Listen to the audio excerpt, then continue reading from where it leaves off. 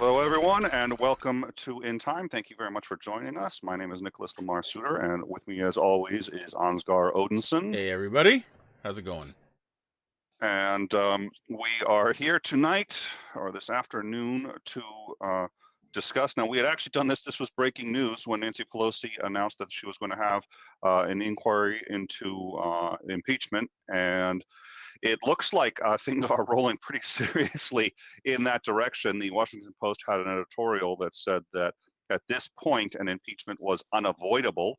I don't know what our panelists think about that, but today we have on Dr. Misha Griffith. Doctor, thank you for joining us.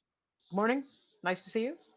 Afternoon. And she is a so you're a professor of modern history, or Professor of Modern History, yes. Professor of Modern History. So, and then we also have with us Prolib, who was actually with us on the breaking news, and we appreciate you joining us for that one. Absolutely. Welcome. Thank you. Thanks for having me.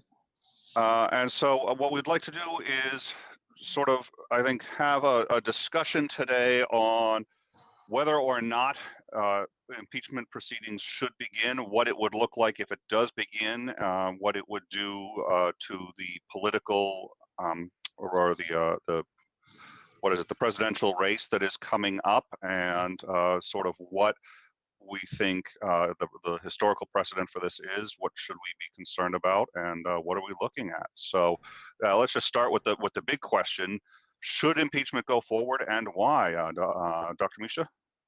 I think it definitely should. I think if we are going to, in the future, respect our laws, we need to do this. We cannot let a little bit of bending here and a little bit of bending there, because eventually the system is going to break. I would prefer to keep the system than to keep the individual or the party. Gotcha. All right. Prolib? Last night, Trump tweeted something about how he had the, quote, absolute right to investigate corruption. Well, no one has an absolute right. We all have rights, and we are all beholden to laws which deem when those rights infringe upon other people's rights.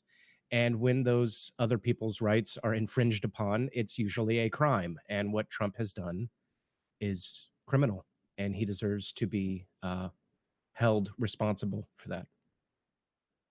I guess my take on this all, since I know we're all giving our take, is this is kind of I would say, a catch-22 in every possible way. You proceed through impeachment, and I still think that the likelihood of removing him from office is not good. So in fact, I think if anything, you're more likely to reelect him that way. But not proceeding means that you legitimize abuses of executive power. And if you do manage to remove him from office, you end up with Pence. It's kind of this you're pardon my French, you're kind of fucked no matter which way you take it. Just do you want it in the mouth? Do you want it in the ass? Where do you want it? I'm sorry to be that frank about it this early, but yeah. Sure. I think right now we're getting it in both ends. So if we could, that would be a pleasant change, is what you're saying. Right. If we could just get it from the mouth or the ass, that would be nice. We are currently in what experts call the fire hose stage of incoming information. Yes. So let me interrupt real quick. We also do want to hear from and I forgot to mention this earlier, we are broadcasting both on the GDC, and we are broadcasting on In Time, and we are in the live chats on both. We've got Dave and Kitty in the live chat on In Time, and they will be passing up questions. You can at them. If you at Ansgar or I, we would be happy to read your comments after the show's over. If you all, the links to the super chats are also at the top of the description on both the GDC and In Time. So please, I'm sorry, Prolib, you were saying. It's okay. This is the specific law that Trump is violating here. I'm going to read it to you. It's very short. It is 52 U.S. Code subsection 30121, contributions and donations by foreign nationals. It is a prohibition.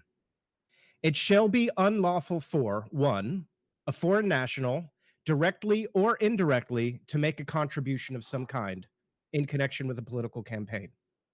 2, it shall be unlawful for a person to solicit, accept, or receive a contribution or donation described in those subparagraphs. So no one can give you anything. You can't get anything. And most importantly, you cannot solicit anything. I mean, we talked about this last night on my show, and 5 minutes in, I was like, "What? It's over! Like it's over! I don't have any more perspective to give you guys." Smitty has a clear. question specific to this. Are we going to retroactively prosecute former presidents for violating the law? Because otherwise, we are signaling our lack of regard for the rule of law, no matter our hate boner for Trump. I mean, the Obamas routinely returned things. I remember there was this, I think it was from someone in Iran, but I don't remember. It was one of those, Yeah, I remember that. Yeah. the sand art things where they spend days and days and days. You saw it in House of Cards. It's the exact same thing where they build the art with sand, and they Mandala. didn't. Thank you. I could not remember the word, and they didn't accept it because they didn't want to seem like they were even close to violating this law. So Well, even though culturally the mandala is to be destroyed. right. Yeah. Yes. So you know, people before this have always been super careful not to violate this law. Ellen Weintraub on June 13th, she's the chair of the FEC, the Federal Election Commission, who enforces this law, said on Twitter, "I can't believe I'm saying this, but you guys cannot break this law. This is a law that you can't break ever." That was June 13th, 2019. Ellen Weintraub. Go look up her Twitter. It's right there. And then and then with that little factoid, you have to examine, can the FEC at this moment in time meet and hold a meeting and investigate crimes? They cannot. Right. They they no longer have a quorum because a certain executive of this nation has refused to nominate people to be on the FEC board. Yes. So, and beyond that, you've got Attorney General Barr, who apparently is implicated in the exact same crime. Apparently, he was helping Trump with the whole Ukraine thing. So he's not going to prosecute anybody because he'd have to prosecute himself. Mhm. Yeah, Well, and it's a real.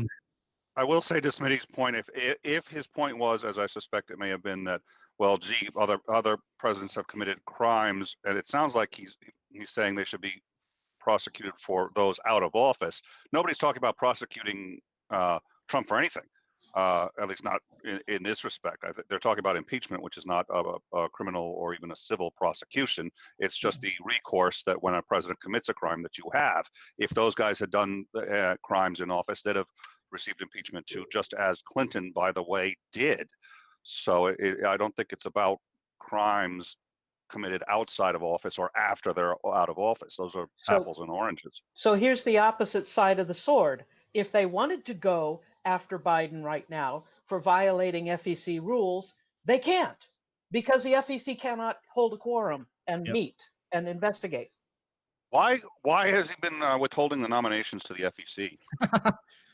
Well, probably so he can pressure Ukraine into helping him investigate Joe Biden. I mean, you know. I think he's smart enough not to tell us why. He merely does not. Right. Well, there are a lot of let me rephrase that, because there are a lot of judicial nominations that are unfilled, a lot of executive branch organizations that are running on either the sort of assistant administrator or somewhere down the line, because none of these positions are being filled. Is he targeting? Does it look like, at least, that he's targeting the FEC? Because I would think too that another reason he might would be because he's upset with them over the fact that they were looking into the last election. Does it look like he's targeting the FEC, or is it just one of the many government offices that are currently unfilled? When you let a bull loose in a china shop, it's not going after a particular teapot. Right. Yeah. Best answer I've ever heard. agree. I want to address a point in the chat coming up right now. I'm not gonna bring up all the different comments, but it's a long thing. Smitty, I'm someone who's been very skeptical of impeachment for a long time. Not that I'm a Trump supporter, but I've been skeptical. But bringing up the fact that Obama did some things that we don't like, maybe some things that we morally, ethically disagree with, doesn't mean that we can't hold Trump accountable. Same thing with any president for that matter. If the next president, a Democratic president, does something, we're not going to go back to Trump and say, well, Trump did bad things, so he should get to do bad things too. So Right. it doesn't matter what Obama did, doesn't matter what Clinton did, doesn't matter what Bush did, doesn't matter what either one of the Bushes did. That's not part of this discussion, really. And I by the forget way, where it's a tu quoque. So if the police come over and knock on your door and say, "Sir, we want to talk to you for murdering someone," you can say, "Oh, well, gee, yeah, I did, but why aren't you going after that guy, my neighbor, who murdered 30 people?" Right. It's called the somebody wrote about it one time. I think they called it the psychopath's quandrum. But the psychopath, let's say you're speeding, you're going 80 miles an hour, breaking the speed limit. The psychopath goes 120 miles an hour and says, well, that guy's speeding too, and has no viewpoint at all that the way that they're breaking the law is worse or is just entirely different. Yeah, it doesn't matter. It doesn't matter if I violated this law. Like if I broke this law, then no one should be prosecuted for it ever. That it just doesn't make any sense. Well, and by that logic, where are we going to be 100 years from now? Every law that's ever been broken is no longer going to be prosecuted. So the president Right. can do whatever on earth he wants. Exactly. Yep. Exactly. So Nick, you didn't really weigh in. What is your position on impeachment? I was always for it. I was I'm for it. I was for it really from day one on a number of grounds, frankly. Yeah. And the argument that Pence is worse is laughable to me. He is worse from a political point of view. If you look on the political spectrum, he's much worse. I am much closer to alignment with Donald Trump politically by a lot. So just in terms, if you just limit it to the political view, oh Jesus, Pence is 1,000 times worse. The problem is that's not the view I limit it to. I look at the entire office of the president of the United States, and I look at what's happening with NATO. I look at what's happening with our allies in Europe. I look at what's happening with China. I look at the power vacuum that is being created that China is filling, and the expansion and the basically the collapse of modern American power, which, by the way, we extend too much anyway. Don't get me wrong. Maybe we should be pulled back, but this isn't the way to do it. Pence would not be allowing any of that to happen because, unlike Trump, Pence is qualified for the job. And Well, I really can't believe that I have to make that as the base argument for why I prefer one candidate to another. You disagree, Prolib? He's not qualified? I mean, he started an AIDS epidemic when he was governor. Let's be fair. I want to know though. He's Would you bad, rather but deal? He's qualified. No, really. Would you rather deal with an assassin or a berserker? Is basically what you're dealing with. No, right, exactly. I would much rather deal with Pence. I've said this 1,000 times. Pence is the devil we know. We know how to deal with evangelical, hardline conservative, wherever the fuck he even is. Libertarian. It's hard to even define what these people are, but we at least know how to deal with them. Trump is just, I mean, he's I can't even. I was trying to do this the other night. I was trying to describe what Donald Trump's political affiliation even is. It's not conservatism. It's not libertarianism. It's definitely not liberalism. It's like classic populism. It's not even populism though, because if it was because here's the thing. Okay, you go first. Okay. He is willing to say whatever benefits himself. There is no consistency at anything. Yes, but see, and I think this is what my problem with just describing him as a populist is he's absolutely a fan of a unitary executive. And so if we're going to talk about unitary executives, we've got to talk about monarchies, we've got to talk about fascism, but he's not really a fascist because he doesn't believe in the law. So he's not a communist by any, like, I don't even know. Well, okay, but fascism in the actual textbook and or dictionary definition has law involved. Yeah. As it was practiced, the law was ignored. Well, true. Well, when it unless you were became inconvenient. right, unless you were the person enforcing it. Sure. Right. I mean, he's definitely got fascist tendencies. I'm not saying he doesn't. But he's very difficult to pin down politically because it changes so often. Mhm. Because on one day he'll talk about, yeah, we need to lower prescription drug prices, and on the next day it's like kill all the darkies. But And it's worse than that because we have an assumption that even if they're in the opposition to us, or as the British call it, the loyal opposition, there is never a question that these people who are opposing you are human, are loyal Americans or loyal Brits or however you want to describe it, and are people who tell the truth. Right. When Trump uses terms to talk about the opposition like enemy of the people, savages, communists, denigrates them as being insect-like and right. animal-like, and then proceeds to time and time and time and time again tell demonstrable lies. We're not in normal range anymore. We Right. are not in anything we could ever expect or prevent, except for one remedy that we have, one legal remedy. Right. There's other illegal remedies, but I'm not going to bring those up. Eric said, the term is white nationalism. I don't think that's quite a fair summarization of his politics because he's not going for an ethno state. You know what I mean? He's more of definitely a nationalist. Definitely a nationalist. But okay, I don't see. Go ahead. Well, if I might use a really horrible example, he would love the blacks as long as they kiss his butt. Right. Sure. I'm sorry, Yeah. I hate to put it that way, but that's exactly what happens. Yeah, he's not trying to create an ethno state. He's trying to create a state where everybody, no matter your color, to be quite honest, it kisses his ass. That's what he wants. He wants everybody kissing his ass. Right. He's after a unitary executive. Absolutely. Yeah. So it's fascist, it's communist, but I don't know that it's fascism or communism. I guess that's my. He's just going in the kitchen and taking a little bit of this, a little bit of that. Right. Exactly. All right. Let me steal a military term. It's asymptomatic and asystematic. Asystematic. I like that a lot. I wanted to read this to you though because this just came up on Twitter.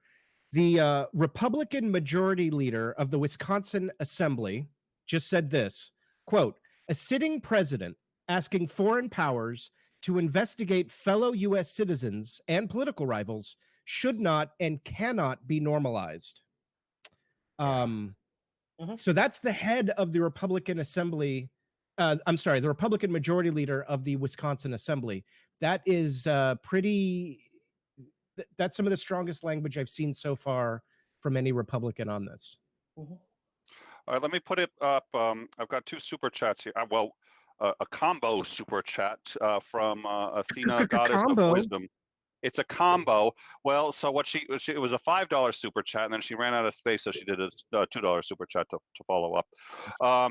If you want to hold him accountable, go ahead. However, it's important to hold him accountable for what he actually did, not what he is accused of, meaning what it can be demonstrably shown that he did. What are your responses to that?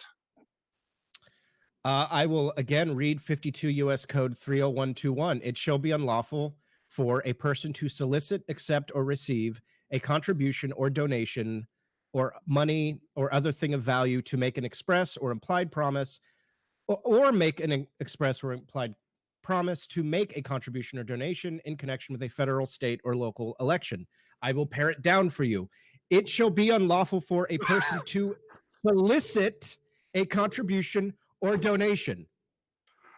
Well, let me suggest though again, he's only accused of doing that, right? Right, but he did it live on television yesterday twice. So besides the 2 times that he did it yesterday on TV, he's only accused of it. Oh, All come right. on now. I- If I here's the thing. We all go on Fake news. television and talk about Right. things that we haven't done as though we've done Sure. them. It's locker room Sure. talk.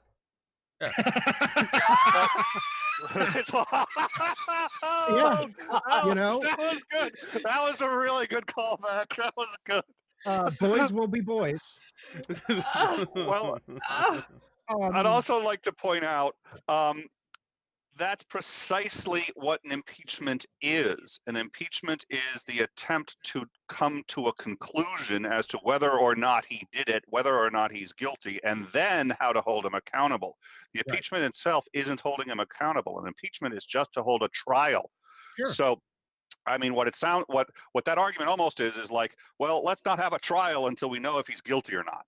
Right. Um, And let's also remember, even if you're found guilty in the impeachment trial, that doesn't necessarily remove you. That just finds you Yeah. guilty of committing the high crime or misdemeanor.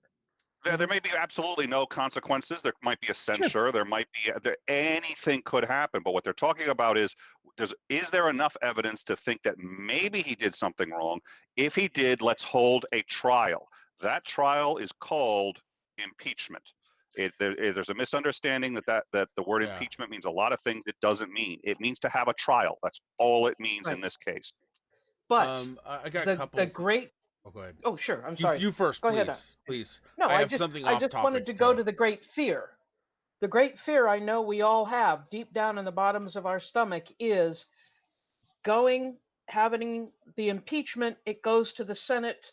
It is not passed in the Senate, and he gets to make a victory lap just before the 2020 election and say, "I'm innocent of everything." Yeah. Because then he can follow up and say, since I was innocent of this one, which not guilty doesn't mean innocent, but he's going Right. to take it. Since I Oh, he'll was say innocent of this one, I was innocent of all of them. Yep. Yeah. Sure.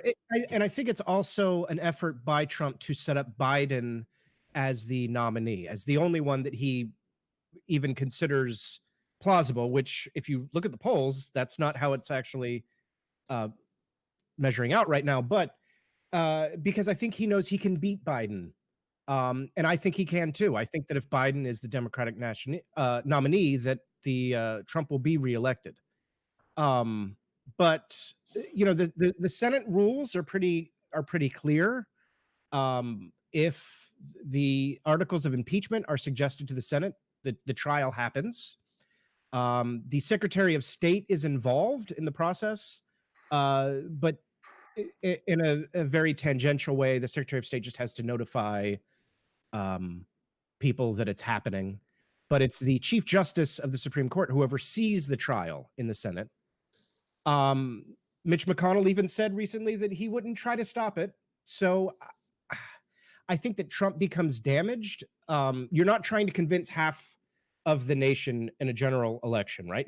There's only about 24% of the populace that votes on either side. So you're just trying to convince a few 100,000 people that Trump's a shitbag and he loses. Anyway, I'm sorry, Nick. Go ahead. Actually, Ansgar wants to go, but I do want to. We got another follow-up super chat to that, so I want to do that before we go off topic. I apologize, Ansgar. Athena, Goddess of Wisdom, another $5. I love how you ignore the fact where I did not deny that he said that. I was putting forth the possibility that he was making a joke, but sure, okay. And I did. It's hard to see all the chat here, but she did afterwards say that maybe what he said on television was a joke. Problem is, this process started before he said any of that on television. It started based on evidence that already exists. There's a lot of evidence. We've covered a lot of it already on the breaking news story we did on this. There's a tremendous amount of evidence. I think it is a bit of a straw man, but it's just because it's an easy target. The television thing. There's loads of stuff before that. That's just the easiest. Like, okay, he just did this one too, but that's not even remotely the start of why we're talking about this. This was being talked about beforehand, but I won't rehash it. But there's a lot, and maybe we'll cover it And in if a little you bit. watch what he said, he wasn't joking. He's like, yeah, I think they should investigate him. And I think China should too. I mean, it wasn't. Yeah, he didn't look like a joke to me, and it was No. Ansgar. I'm sorry. Puffalophagus, Hmm. his a friend to many of us in the community. His father has just died. So I just wanted to apparently it's, you know, obviously it's spreading throughout the community. So really our heart goes out to Puff right now. I'm sure this has got to be a tremendously difficult time. Tremendously difficult. And he's got a GoFundMe, and we will be putting the link to that in the description. Yes, if you can contribute anything, Puff is one of my patrons, and I love him to death. He's a phenomenal guy, and if you guys can contribute anything to help him, please do. Absolutely. Yes, we will be putting the link in the description, and I believe we're going to be doing something on the GDC as well. So look for that. I'd like to be a part of that if I can. All right, I will. I'll set you up with that. All right. I'm sorry. It was just it's news. I know that Puff means a lot to a lot of people in this community. So, but we also have there was a question that we actually got earlier that I think sort of pertains kind of where we are in the discussion. What are the benefits of starting the impeachment process when there's little chance of it going through the Senate? So, you know, I think that's a great follow-up to what you just said, Misha. I think that is a good question. Yeah. Misha, your volume cut out by about 30 or 40%. I think you maybe switched different. Did I switch something around? Or oh, there you go. It's back. Okay. Sorry about that. I think worries. I pulled something. I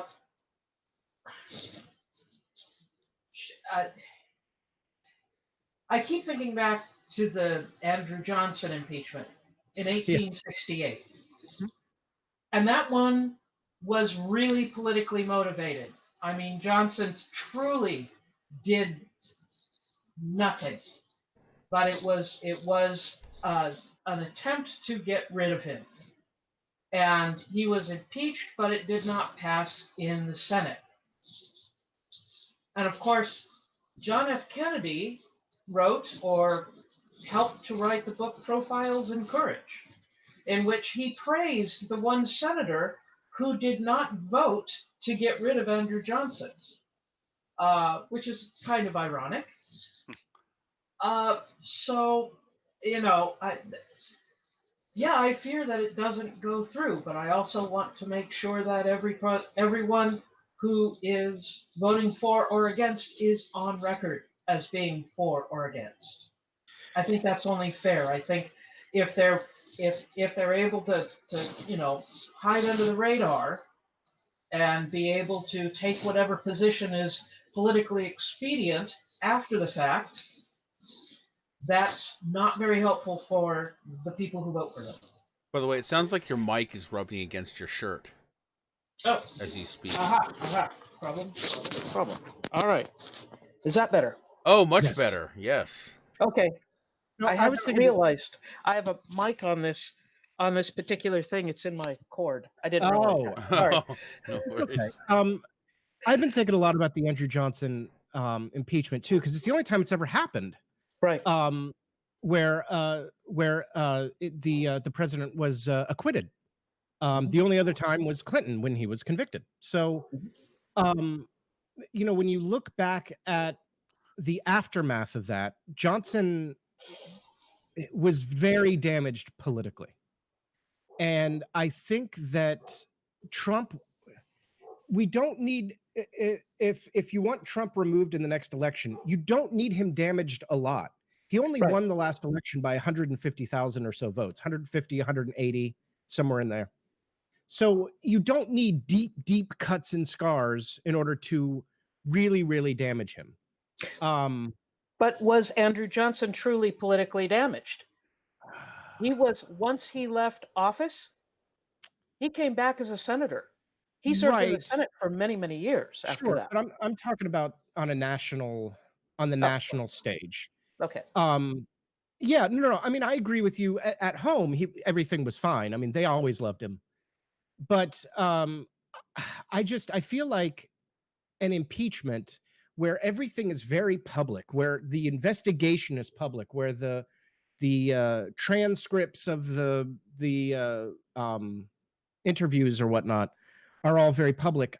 I just don't think that Trump can survive that, because his cult of personality revolves around this myth that he's some alpha male, that he's smarter than everyone, that he's more crafty than everyone else, which he's not. This is why I have contended for 2 years now that the moment his tax returns for the past 8, 10, however many years are made public, I think everyone in the United States is going to see what a crappy businessman he really is. Yeah. I'm not sure I think they will be that's able to. I think they're going to be able to point at it and say, wait a minute, the only way you got this $20 million loan was that if you went to Deutsche Bank and it was laundered Russian oligarch money. You know, that sort of, I think that's what I'm they're not going sure to his be trying. base cares. To be quite honest, most No, his of the base doesn't care. no. See, I think the people that vote. I'm not even going to argue Yeah. with Ansgar on that No, one. I It's think just the like, big thing that his base cares about is an extreme reaction to political correctness. You know what I mean? It's a very extreme reaction. I don't really give a damn about his base. His base isn't who I'm worried about. It's independents and it's Democrats who didn't vote in the last election. That's what's going to win the next election.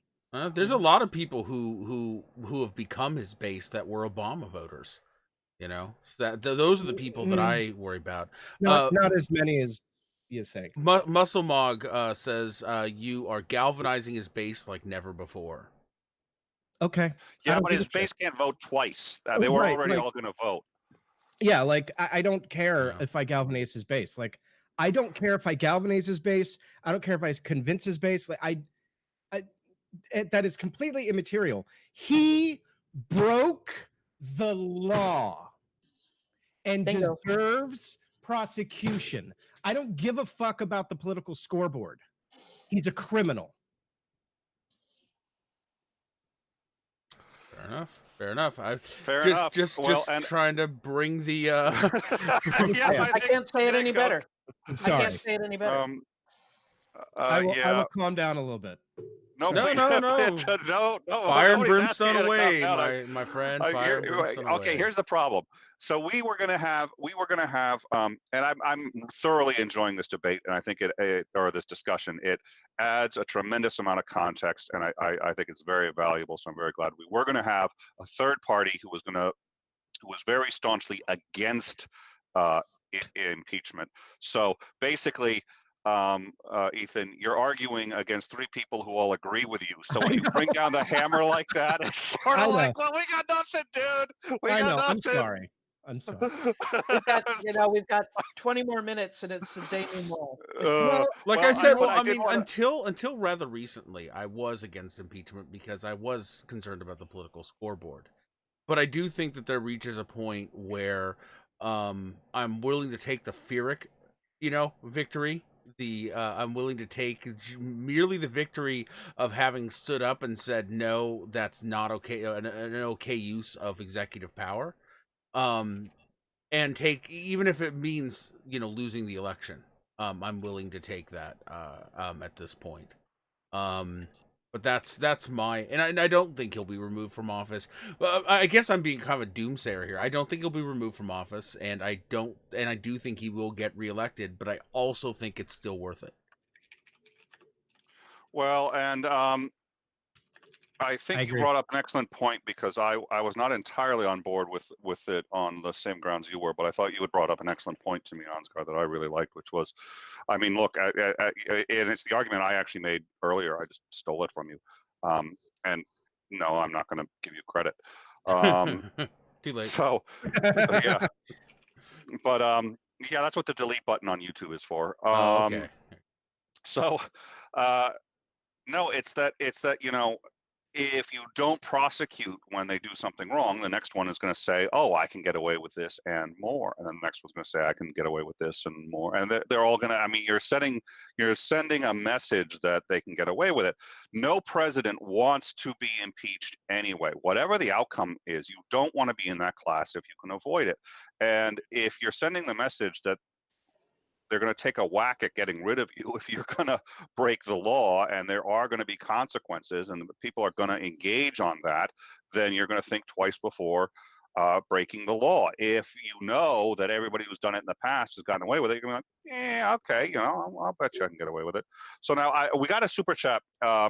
Helios 575 said Clinton was actually acquitted in his impeachment. Now, I'm sorry, impeachments don't really acquit. He just wasn't removed from office. right. no, he was acquitted, as in they failed to sustain a conviction. If you're convicted, then they can do any sentence that they want. They can Right. censure, they can remove from office, they can do whatever. But impeachment is a trial, and it ends in either you're convicted or you're acquitted, one of the two. Okay. And I may have said that wrong, and if I did, I apologize. Yeah, and I don't know why I had thought maybe they did convict him, but well, no. Okay, here's what happened, if I recall. And this is all from memory. I'm looking at it. Yeah. From memory here, it's they failed to acquit, but on the grounds that it was insufficient. Essentially, it's not insufficient grounding. I forget what the legal term is, but essentially that yes, he was guilty, but not of high crimes and misdemeanors. What he was guilty of, guilty of the perjury in a civil case that did not rise to a level sufficient to be guilty of high crimes and misdemeanors. So he was ultimately acquitted because while he was guilty of that original charge, it didn't rise to the level of a successful impeachment, if I recall. So now, of course, everyone's looking it up because we have nobody but geeks I'm on this looking panel. at it right now. All right, so thank you for bringing that up. I had sort of thought that maybe he had gotten successfully impeached, but they hit him with a slap on the wrist or something. I've forgotten. So That was my recollection as well, and maybe I'm just remembering wrong. well, Yeah, there were two articles voted upon in the Senate. The Article 1 was for the perjury, and Article 2 was for the perjury. Article 1 was for, I can't quite tell exact, obstruction of justice. Okay, so Article 1 was guilty 45, not guilty 55. The perjury charge was 50-50. Well, in you the know Senate what? vote. I think there's a So what it didn't rise to was 67, right. 67 votes needed. If I recall, oh, okay, never mind then. I'm sorry. I thought, okay, never mind. I thought something else. Yes, Okay, so sorry. Quick, so I think I think that there is some value in laying something out here. So, Prolib, you're probably best at doing this. What is the path? Like, okay, so from here, how does let's kind of lay out a timeline of how impeachment works, where it can go, what are the likelihoods of each of those steps? I mean, I think there are a significant number of people who don't truly understand impeachment, and when they hear impeachment, they think in their head they mean, oh, removed from office, which doesn't necessarily. Just because you are impeached doesn't mean you're removed from office. Correct. Yes, it could result in censure, could result in nothing. Like they could just choose to not do anything. Right. But yeah, it just like with a criminal trial, sentencing is different than your conviction. You're found guilty if you are found guilty, and then you're sentenced usually later, sometimes at the same time. It depends a little bit on what court you're in, if it's a magistrate or whatever.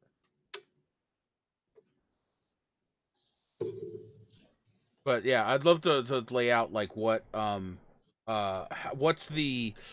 like the chain of events in impeachment. Like right now we're just at I've got that right here. Yeah, that'd be I've got that right here. fantastic. You want me to read it to you? Yes, please. Okay. Starting from Okay, so- the first, Absolutely. word. This is yeah. absolutely. This is the rules of procedure and practice in the Senate when sitting on impeachment trials. This is the official government document. So the words are a little weird because it's governmental wording, but Right. we can right. talk through it if there's any questions. All right. Number 1, whensoever the Senate shall receive notice from the House of Representatives that managers are appointed on their part to conduct an impeachment against any person and are directed to carry articles of impeachment to the Senate, the Secretary of the Senate shall immediately inform the House of Representatives that the Senate is ready to receive managers for the purpose of exhibiting such articles of impeachment agreeably to such notice. So, in other words, Let me. Oh, yes, oh, go please. ahead. No, you break Well, it no, down. I was going to say, so, well, no, I'll let you break it down, but I wanted to, just because it seems like we skipped a step, which is, so actually it starts in the House, where usually the Judiciary Committee actually comes out with the articles of impeachment. They vote on it. If it passes in the Judiciary, it goes to the full House. Right. The House votes on it, and then we get to this step. Yes, and I meant to say that I couldn't find the rules for in the House. So we're just and at this point we know that they're going to refer articles of impeachment, so we don't even need to talk about it. It's the House part is going to happen. Right. So in other words, the Secretary of Senate, like I said earlier, is like tangentially involved to say, hey, this is happening. Right. But basically, once the articles are impeached, or once the articles of impeachment are sent, it just kind of it happens. Like the trial just starts. Okay, so here's the second part. When the managers of an impeachment shall be introduced at the bar of the Senate and shall signify that they are ready to exhibit articles of impeachment against any person, the presiding officer of the Senate shall direct the sergeant of arms to make proclamation, who shall, after making proclamation, repeat the following words, quote, all persons are commanded to keep silence on pain of imprisonment while the House of Representatives is exhibiting to the Senate of the United States articles of impeachment against person's name. After which the articles shall be exhibited, and then the presiding officer of the Senate shall inform the managers that the Senate will take proper order on the subject of impeachment, of which due notice shall be given to the House of Representatives. So the articles have to come in. The presiding officer has to declare them. The sergeant of arms has to say their little thing, and then they have to notify the House of Representatives, hey, stuff's starting, right? It's time to begin. Okay. Number 3 is the fun one. Upon such articles being presented to the Senate shall, at 1:00 afternoon on the day, Sunday accepted, following such presentation or sooner, if ordered by the Senate, proceed to the consideration of such articles and shall continue in session from day to day, Sundays accepted, after the trial shall commence, unless otherwise ordered by the Senate, until final judgment shall be rendered, and so much longer as may, in its judgment, be needful. Before proceeding to the consideration of the articles of impeachment, the presiding officer shall administer the oath hereinafter provided to the members of Senate, then present and to the other members of the Senate as they shall appear, whose duty it is shall be to take the same. So the articles have to be presented, and by 1:00 the next day, unless it's a Sunday, the Senate has to take it up. You have that much time. It could be 24 hours, unless you're directed to do it sooner. So if the presiding officer says we're going to take it up right now, but you have to do it by 1:00 the next day, unless it's a Sunday. If ordered by the Senate, proceed to the consideration of such articles and shall continue in session from day to day. So the Senate's not allowed to take a recess. They're not allowed to take a day off. There's no, well, we'll look at it in January, or we'll look at it after the election, or an election is coming up. Like, if the articles are given to the Senate, they must take up impeachment the next day, unless it's a Sunday. Okay, number 4. When the President of the United States or the Vice President of the United States, upon whom the powers and duties of the office of President shall have devolved. In other words, someone who's been inaugurated, not just somebody who's been elected, but somebody who's been inaugurated, shall be impeached. The Chief Justice of the United States shall preside. And in a case requiring the said Chief Justice to preside, notice shall be given to him by the presiding officer of the Senate, of the time and the place, blah, blah, blah. And the Chief Justice shall be administered the oath by the presiding officer of the Senate, who would probably be the Senate Majority Leader, and shall preside over the Senate during the consideration of said articles.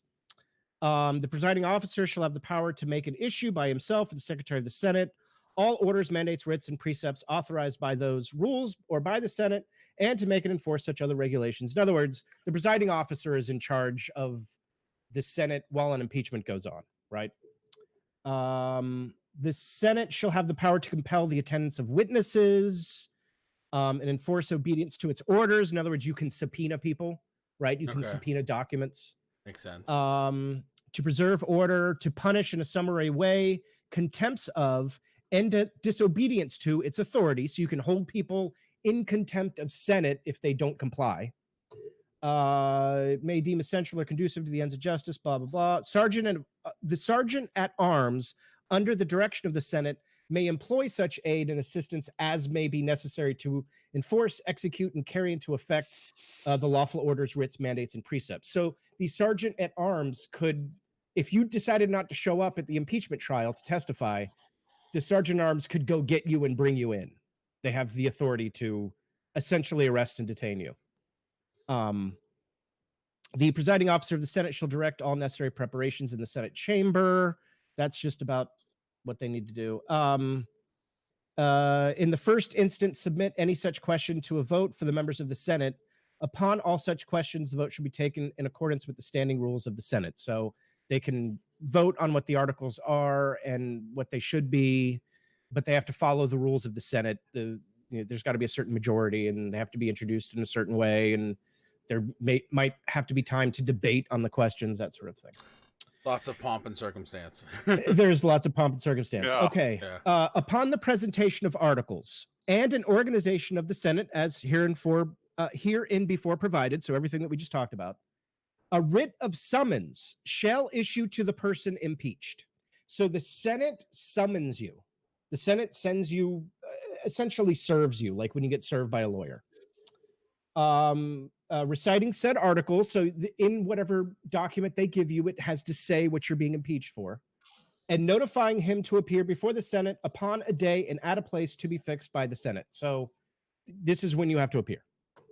And file his answer to said articles of impeachment. So you have to come in and you have to put in your plea. Are you guilty? Are you innocent? Are you no contest? And to stand and abide the orders and judgments of the Senate, blah, blah, blah, blah, blah. This is just about when they have to come question. in. What happens if Trump just decides, I'm not going, I'm not even the sergeant at this. arms. The sergeant at arms of the Senate is legally empowered with the ability to literally put his hands on the president and bring him in. Oh, wow. And he better hope that he's not in the United Kingdom. If I was just reading about the trial of Charles I, and if someone was summoned by Parliament to be put on trial, and if you did not come, or you came and you refused to put in a plea, they practiced on you something called, let's see now, it's in French, so peine forte et dure, which is basically pressed by stones. Ouch. Ouch. Put you on the ground, put a board or a door on top of you, and start piling on stones until you make a plea. That isn't, please do not put stones on me. Charles spent the entire trial claiming that he was divined by God and no one had the ability to punish him for anything that he did. It's kind of funny to read this transcript. They actually did have the ability. It they was did. The right. Oh, the Did right. They have I'm sorry, the right right. to do it. Yeah. Right. Yeah. Just saying. I'm sorry. Damn. All right, so we're almost done with this. Well, hold on, just real quick as an aside, because I wanted when you first mentioned Master at Arms, I wanted to say that because the Master at Arms Sergeant at Arms, Sergeant at Arms, yes. In the House has done that. In the House, not with the president, but with other congressmen, they are they are Right. they are armed. And it's funny because that is not they're armed, I think, largely for ceremonial reasons. Nobody expects them to do anything with it, but it's to show that they mean business. They literally can bodily carry you back to and there have been times when, in order to prevent a quorum, the congressman will not show up. And Right. actually, I think I keep wanting to say master at arms. Wow. The sergeant at arms is empowered to leave, go find them, and bring them in, and they have to go hide from the guy. And if he finds it's serious, and it's amazing because nobody else could ever lay hands on a congressman or representative or senator except this guy, and he can do it to the president too. Believe it. Although I just had a curiosity, Prolib, what do you think the Secret Service would do if he attempted to do that? Honestly, I think that the Secret Service would just say, "Well, we'll guard the president while we bring him in for you." The Secret Service is not loyal to the president. The Secret Service is keeping the president from being assassinated, but they have no loyalty to the person in the office. It's like the Marines that are stationed in the office, in the Oval Office, or outside whenever the president's out on the lawn or something. They're not loyal to the president. They're loyal to the office. They would protect you. They would protect Dr. Griffin. They would protect, well, yeah, they'd protect Ansgar. But no, I'm just kidding. They would protect any of us if we were president because that's their job. Right. And they're very proud of that job.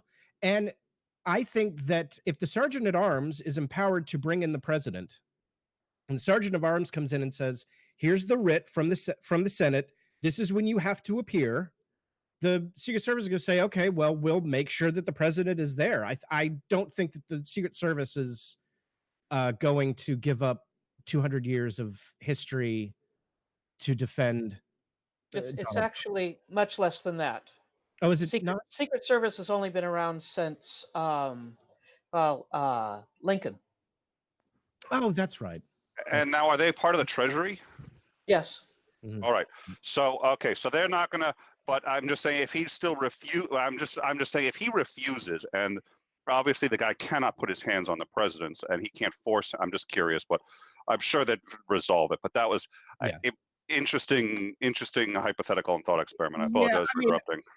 No, it's fine. I don't think the sergeant of arms would literally go in and grab the president and drag him. I mean, I think it would be more formal than that. What I'm saying though is what if he refuses? I mean, what really is good? I mean, what legal recourse? I mean, what are they going to do?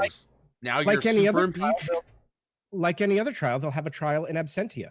So they would just have the trial without the president there, which would be far worse for him. Yeah. Okay. Yeah, I've actually never heard of a case where that's happened.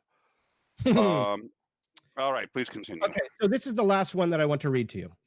At 12:30 o'clock afternoon, I love the way this thing is written.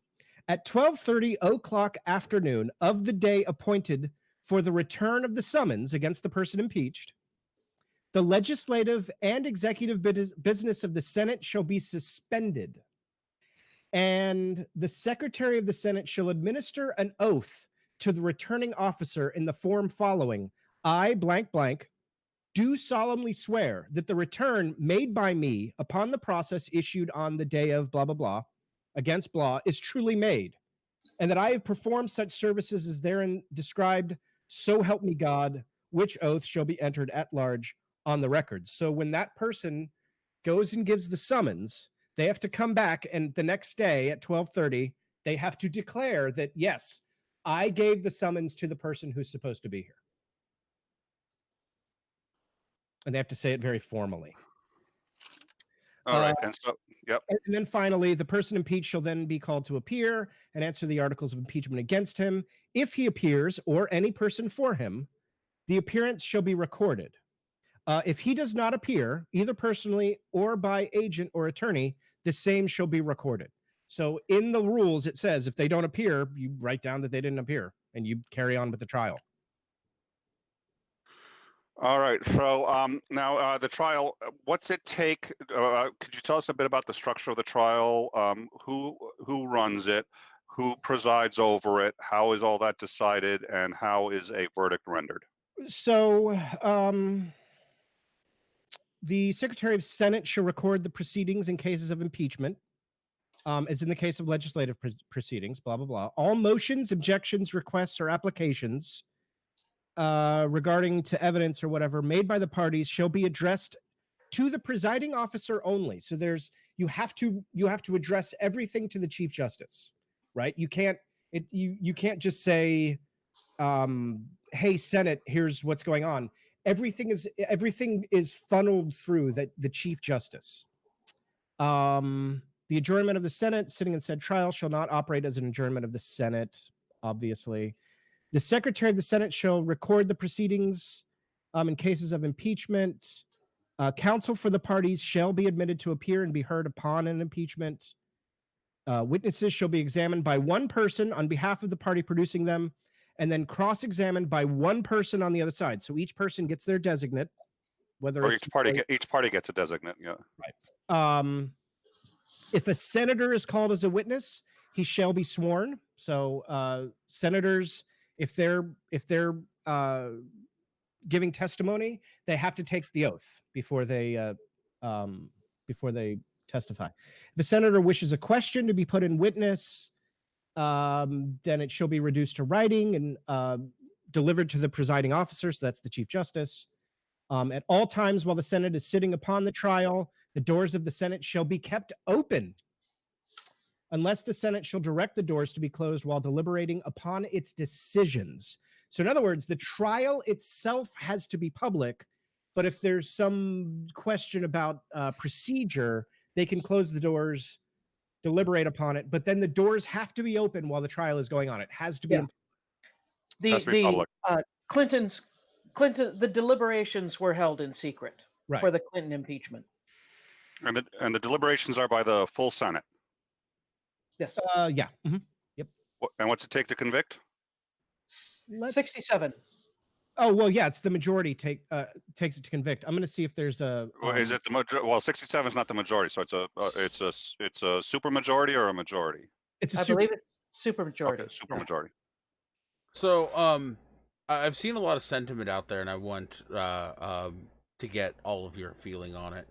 A lot of people, particularly Trump's base, feel as though the impeachment process is a way to basically throw out their vote, what they voted for and what they want for the country. Like it's a sneaky way to get around having to beat them at the polls.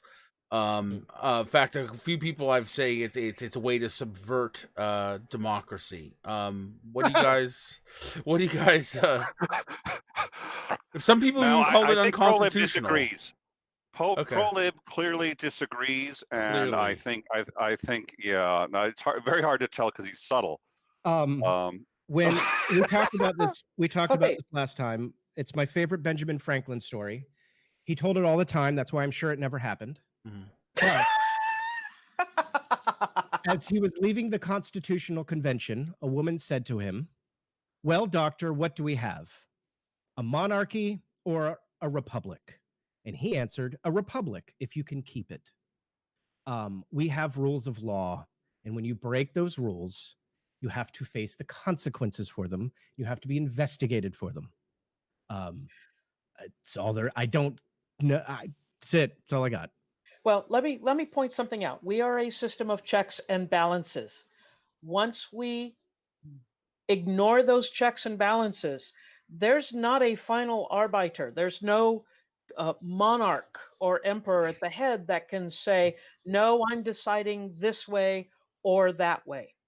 So the moment we start bending those checks and balances, the moment we start looking the other way, the moment we start saying, oh, this time is different, then we are going to be in trouble.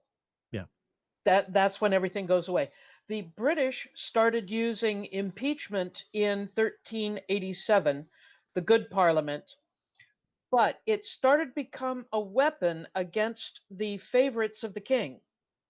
That they were using it to get rid of various people that they simply did not like. It did become a political tool rather than trying to find something wrong. But The last person they impeached was like in 1806. And they even had stopped using it for a couple hundred years. Just plain old, this isn't working anymore. But honestly, we have got to make sure we keep those checks and balances in place. I think this is what it is about. Denying someone being, a fair voice, being heard in a democratic process. Well, let's talk about the electoral college, shall we? Let's talk about, Uh, certain communities in various areas with very few people voting actually holding sway over areas with many people voting and insufficient representation. Yeah, no, I totally agree. We have a representative republic, and Right. that means that we're all involved, and that means that we all have a civic responsibility to keep the republic functional. That's up to us. It's we the people. It's not Right. them, the government. I see these arguments all the time about, well, the government does this, the government does that. Like, what are you talking? There's no government building that just says the government on the front, and that's where all the shitty stuff happens. If you don't like things that are going on, you need to go change them. all right. Oh, Ansgar, did you have one more? I was gonna ask Nick if before we started kind of wrapping up. I know that's soon. If you had anything you wanted to say about that particular little bit. No, I think that was an excellent point. I'm glad you brought it up. No, I don't have anything. Thank you though. I'll add my little bit. I'm a registered nonpartisan. That means that I'm not part of the Democratic Party. I'm not part of the Republican Party. I think both parties have things that I agree with at times and things that I really don't agree with at other times. So my desire to see Trump held accountable for some of the recent things, in particular, in an impeachment, has nothing to do with I want Democrats in office, because I have no horse in that race. You know what I mean? I vote independent. Um, I would side, especially with Misha on this. Is I want to see, as much as I'm a burn the system down kind of guy. I also realize that there is value to some of the checks and balances in the current system that we have, and I want to see them upheld. And even if nothing comes of it, I think merely exercising the system and making sure that it's, greasing the wheels of the system, so to speak, and getting it moving, and keeping it moving is important and valuable. You said you side with Misha, so Misha 2020. Misha 2020. Right. I'm with All right, Misha. I think You don't want, you I'm want, with Misha. There you we don't want me. are. You don't want me. I get too cranky. If all we have to deal with is a cranky professor type, I'm all for it. If that's the All right, worst well, we have to deal with. thank you guys very much. I think this was very enlightening as to some of the pitfalls of the process and why some people are concerned about it. I think it's a very good argument as to why you need to proceed anyway, not the least of which is you broke the law or you didn't, and at some point we got to sit there and say we think you did, and we're going to have a trial, and we're going to figure it out. And certainly if Clinton was the low bar for that, I think that's been really we've crossed that bar, and then gone back and crossed it again, then gone back and crossed it again, done a little jig, and just sort of like that bar doesn't exist anymore. So I am concerned about the 2020 elections, but I think everybody here made an excellent point about that. So what I'd like to do real quick is, as we wrap it up, to have each of you guys, just first of all, if there's anything you'd like to plug, please plug it, and also just give any final comments on the topic today, starting with Misha, please. Um, Jerry and I have history unsettled. We just did a program on Wednesday on Peterloo, and we've got other programs coming up soon that I'm looking forward to.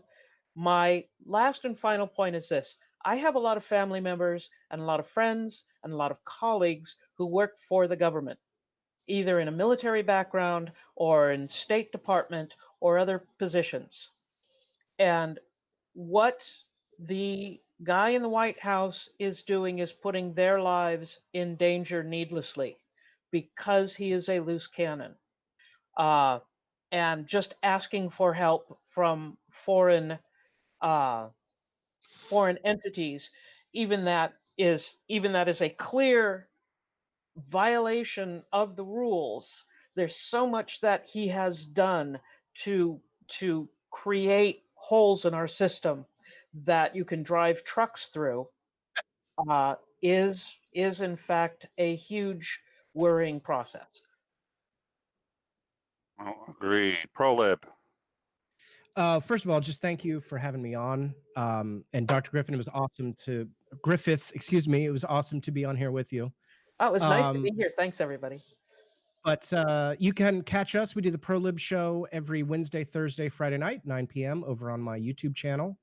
And we talk about politics. Me and my good friend Mikey Famine. We have a lot of fun. Yeah, check us out. You know, I want to echo everything that Dr. Griffith said. He's putting people's lives in danger. And that's kind of glossed over. Let's not forget that this all started in 2013 when Russia annexed Crimea. There's a war going on right now in Ukraine. People are dying. 54 people have died in Ukraine since June because of Russian aggression. It's not a conspiracy theory. It's not something that somebody made up. It's not my opinion. It's a fucking war, and it's fucking happening. And people are dying right now because the Russians illegally annexed Crimea. And Trump wants it all to go away and for you to go investigate Hunter Biden for working at an oil and gas company and sitting on their board. The end. All right. Ansgar, you got any final comments? I'm not going to get into the partisan aspect of it. Whether or not Biden should be investigated, I don't know. I haven't kept up with it. But if he is investigated, it shouldn't be by a foreign entity. Well, and let me say this. On my channel, I've got two videos, the impeachment of Donald Trump, part 1 and part 2. Part 1 is all about the timeline. It's when Hunter Biden started working at Burisma, what was going on with Burisma, what was going on with Ukraine. We spent an hour going through the entire timeline starting in 2013 with the protests that led to the annexation of Crimea. So if you're interested in the history, go to my channel and watch that video. We spent an hour on it. There you go. Yeah. Okay. All right. Got anything else? Well, thank you. Well, I'm good. I think I did want to thank everyone for joining us. I also wanted to mention too, you know, we have a Patreon account. If you want to be a patron of the show, we have a hangout coming out next week just for the patrons. If you want to be a part of that, sign up, and we'd love to see you. We certainly appreciate them, and we talk to them and try to engage with them so that they help influence the show, and we sincerely appreciate that. Once again, here with Ansgar Odinson, my name is Nick Soutter. Thank you all very much for joining us.